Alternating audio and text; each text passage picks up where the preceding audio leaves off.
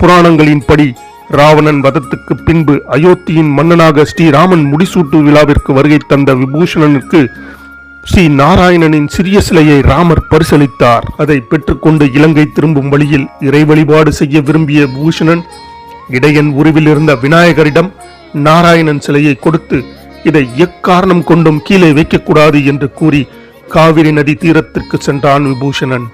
விபூஷணன் வருவதற்கு நேரமாகியதால் அச்சிலையை கீழே வைத்து விட்டார் விநாயக பெருமான். பிறகு அச்சிலை வளர்ந்து விட்டது. பிறகு வந்த விபூஷணன் நாராயணனின் சிலையை கீழே வைக்கப்பட்டிருப்பதை அறிந்து அதை அகற்றுவதற்கு முயற்சித்தான். அப்போது நாராயணன் அசிரியாக தான் இங்கே இருக்க விரும்புவதாக விபூஷணனிடம் கூறினார். ஆனால் விபூஷணனுக்கு வாக்களித்தது போல அவனது இலங்கை இருக்கும் தெற்கு திசையை பார்த்தவாறே வீற்றிருப்பதாகவும் கூறினார். அப்போது அப்பகுதியை ஆண்ட தர்மவர்ம சோழன் ரங்கநாதருக்கு ஆலயம் எழுப்பினார். சில காலம்